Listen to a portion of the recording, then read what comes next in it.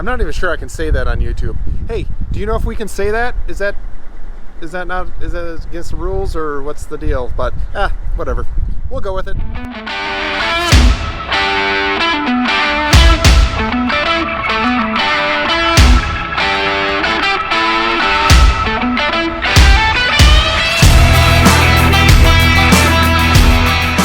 So, you're going to learn a little bit about ginseng.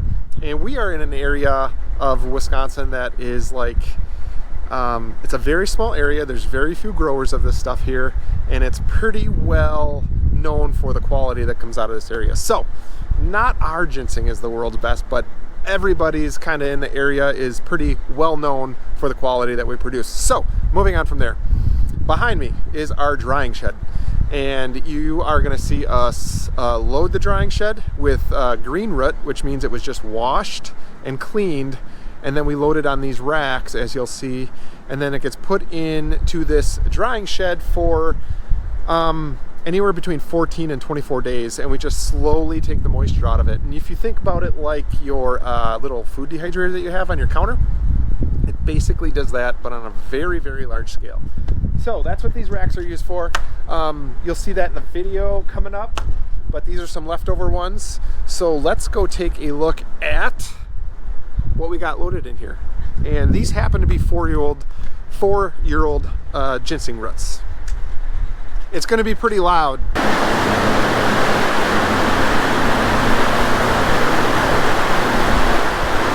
Okay, so there's a quick view in there of ginseng that's actively being dried right now, and the whole point of this is to really remove that moisture slowly. And we have very large furnaces, lots of fans, as you can see, and we have exhaust fans on this end of the building that exhaust out that moisture. And so every day the heat gets raised and the exhaust fans get lowered a little bit as that moisture comes out, and we just bring that ginseng down to a real nice slow dry. So that's how that works. I hope you guys enjoy a little bit of this. This is something you don't see every day because this crop isn't grown. It's a highly specialized crop. It's not grown everywhere, and it's kind of fun for us. It's, for me, I maybe take it for granted a little bit because I grew up with this crop. My grandma and grandpa started this, and it's kind of like a third generation for me doing this, but it's pretty normal for me here. It's December. It's December, and the smell of ginseng, if you've been around this stuff before, it's that time of year. It's like that ginseng harvest comes around and you smell it, and it's pretty cool.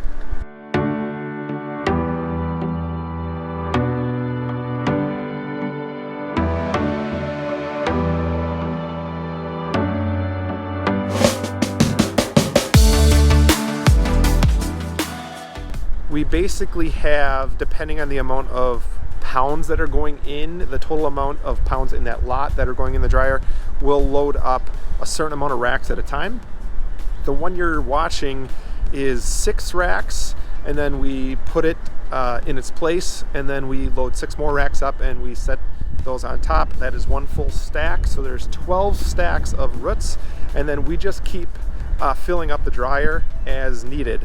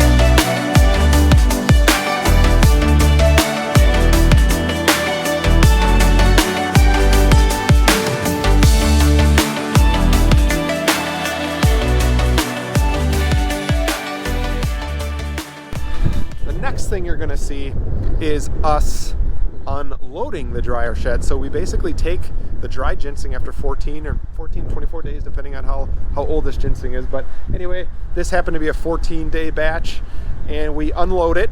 We put it in plastic totes with a plastic liner, and then they get sent over to storage, ready for the next step in the process.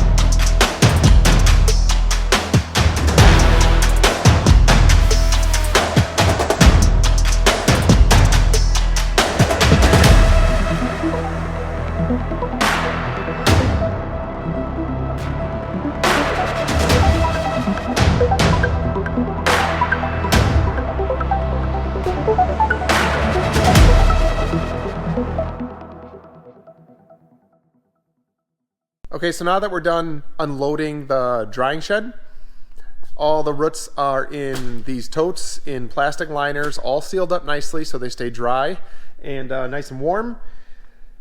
And they are awaiting the next process, and there's a couple more processes that need to happen with these before they can be on their way. And if there's any interest, I can maybe cover that.